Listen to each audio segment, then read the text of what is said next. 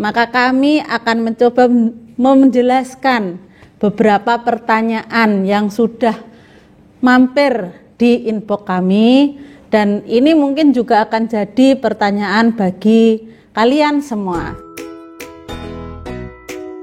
Kawan BKD Trenggalek, selamat bergabung kembali di channel kami di YouTube-nya BKD Trenggalek yang pasti juara.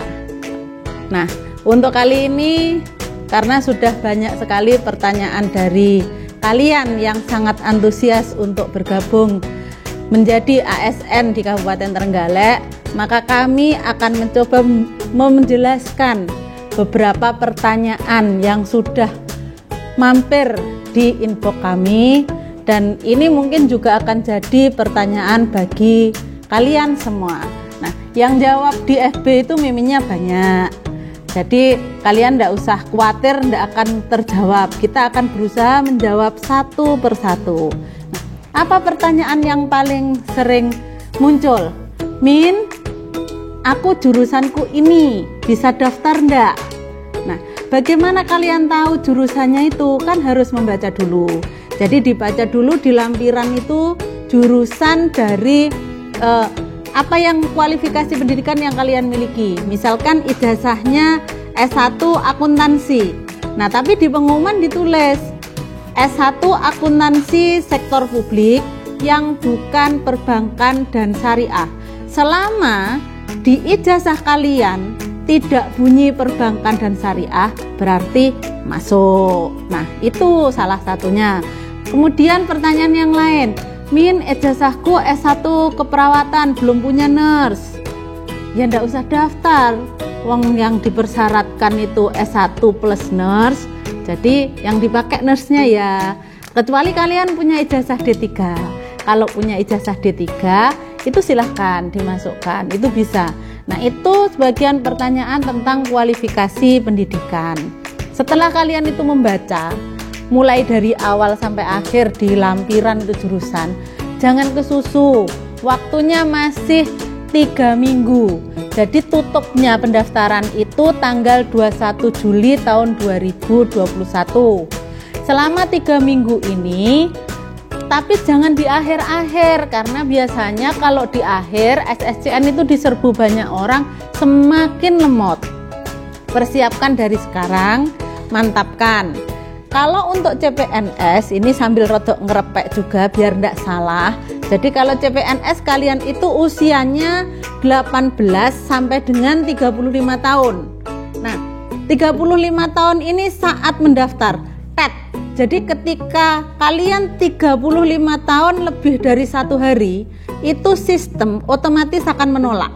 Kecuali ini dokter spesialis atau dokter gigi spesialis. Jadi bukan hanya dokter gigi tok, dokter gigi spesialis. Kalau enggak dokter gigi spesialis dan dokter spesialis, semua paling maksimal, paling tinggi usianya 35 tahun.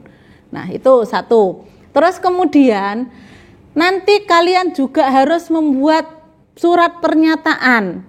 Surat pernyataan ini sudah ada formatnya, tidak usah diganti-ganti, tinggal di download, habis itu nambahi ketikannya yang kosong-kosong itu identitas diri kalian, tidak usah diganti formatnya. Jangan sampai tulisan tidak pindah, tidak mengajukan pindah dengan alasan pribadi, paling singkat 10 tahun sejak diangkat PNS, kalian ganti jadi 2 tahun atau 3 tahun, tidak boleh, tetap 10 tahun sesuai di Permenpan. Nah, setelah itu lamarannya, surat lamarannya itu kalian harus memperhatikan juga, sudah ada format contohnya, itu malah 3. Gimana kalau guru, kalau non guru, kalau CPNS itu ada semua. Di situ ada format di mana yang harus dicoret. Ya udah, tinggal kan dimintanya persyaratannya diketik. Tinggal kalian yang hasil download itu mana tinggal di-delete. Yang harusnya di-delete ya di-delete. Jangan sampai yang tidak harus di-delete jenengan delete, tapi yang harusnya di-delete malah tidak di-delete. Jadi Itu satu hal yang harus wajib ada di pelamaran, itu adalah lamaran ditujukan kepada Bupati Trenggalek, wajib.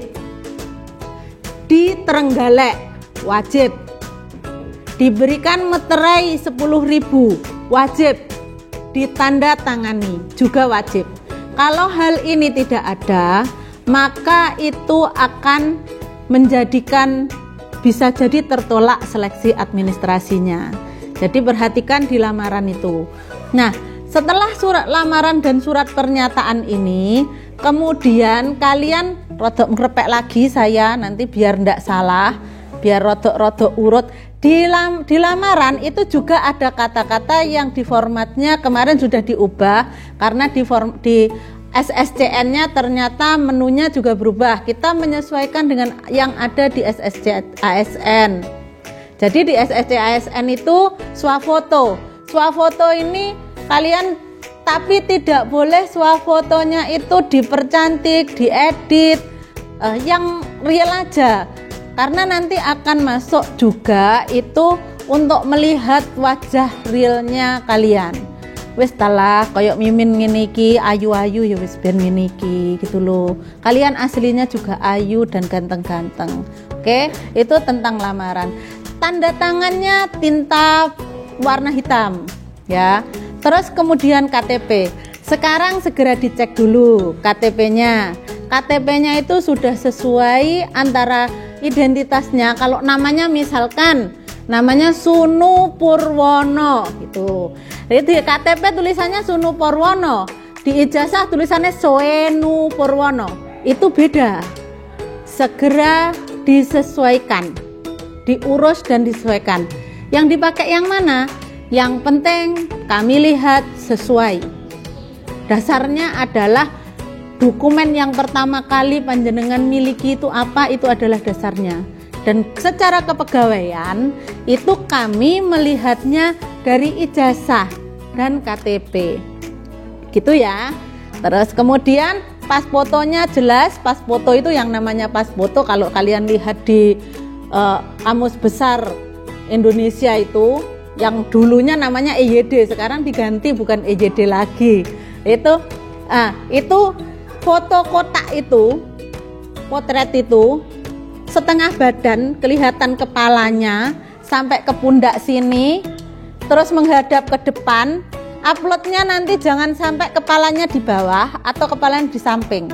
Jadi tegak gini. Boleh senyum enggak apa-apa. Yang penting wajah asli, enggak usah diedit, enggak usah dipercantik atau pakai face up. Begitu, yes. Nah, terus kemudian belakangnya, backgroundnya itu merah polos, itu ya.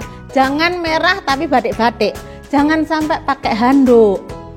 Tahun kemarin ada yang tiduran pakai handuk foto jebret tuh.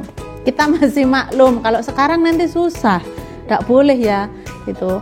Kemudian lagi ijazah asli. Jangan fotokopi di scan, tapi asli yang di scan. Di dokumen tadi KTP juga asli di scan warna, fotonya juga warna. Terus kemudian ini ijazahnya juga warna. Terus surat lamarannya juga warna. Nah, ijazah ini kualifikasi pendidikan kalian, misalkan kalian itu S1. Bukan S1-nya, maksudnya kualifikasinya profesi, pendidikannya profesi, seperti dokter. Kalau dokter itu melampirkan S1-nya dan profesinya. Jadi bukan internship-nya, S1 profesi dan S1 dan profesi. Jadi S1 kedokteran dan profesi dokter. Kalau apoteker gimana? Apoteker juga sama, S1 farmasi dan apotekernya. Nah, beberapa di pengumuman itu kami sebutkan beberapa. Nah, mungkin ada di lampiran yang belum tersebutkan di pengumuman. Yang jelas, kalau pendidikan profesi melampirkan S1 dan profesinya itu. Terus kemudian untuk jabatan yang dokter spesialis. Kalau spesialis, dokter spesialis itu S1, profesi dan spesialisnya. 3 ini. Transkrip nilai itu juga transkrip nilai yang asli. Antara ijazah itu tidak boleh surat keterangan lulus. Transkrip nilai juga bukan transkrip nilai sementara. Itu harus diperhatikan benar. Uploadnya jangan salah. Kalau enggak punya gimana, Min? Ya ditunggu sampai punya. Berarti tidak harus daftar saat ini. Untuk dokumen yang lainnya apa? Dokumen tadi yang disebutkan Mimin tadi itu semuanya wajib semua, baik itu guru, non guru maupun CPNS wajib upload. Nah, kemudian khusus untuk CPNS ada tambahan surat pernyataan 10 tahun.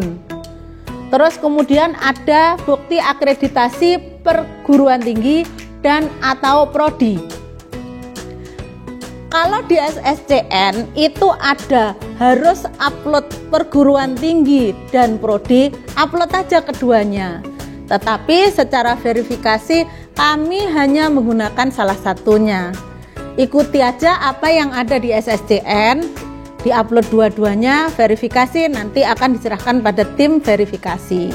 Terus kemudian untuk yang formasi lulusan terbaik itu ditambahi bukti akreditasinya juga menunjukkan bahwa akreditasi prodi maupun perguruan tinggi bernilai unggul atau A. So, dua-duanya jangan salah ya. Kalau kalian misalkan IPK-nya 3,8, sekolahnya dari universitas atau perguruan tinggi yang akreditasinya A, perguruan tingginya, prodinya B, tidak bisa. Wajib dua-duanya A, gitu. Terus kemudian untuk selain itu kadang-kadang di ijazah itu tidak bunyi apakah yang lulusan terbaik ini tertulis sebagai lulusan terbaik. Tapi kadang universitas menerbitkan sertifikat, itu dilampirkan aja. Kalau tidak ada sertifikatnya gimana? Dilampirkan ijazahnya. Yang penting ada tulisan bahwa sebagai kumlot atau lulusan terbaik. Maka itu akan jadi bahan verifikasi. Tapi di SSC ASN tetap di kolom itu diisi entah itu ijazah ataupun sertifikat atau bukti lain yang menunjukkan bahwa sebagai kumlot atau lulusan terbaik. Untuk guru bagaimana? Tadi yang guru kami sudah berusaha menge-share di medsos kami terkait linknya, pengumumannya guru bagaimana. Monggo silahkan itu dibaca, dipelajari, tidak jauh dari ini. Nah, itu tentang dokumen-dokumen yang wajib kalian upload di SSC ASN. Ketentuan lainnya banyak sekali. Nanti akan kita beritahukan lagi di sesi berikutnya. Jadi jangan bosan-bosan di channel kami. Maka harapkan kalian itu mensubscribe, like, nyalakan lonceng biar tahu kalau ada info-info terbaru terkait CPNS. Dan kami berharap dimanapun kalian berada, kalian selalu beruntung. Dan ingat, jargonnya BKD adalah pasti juara. Terima kasih atas perhatiannya. Selamat sore.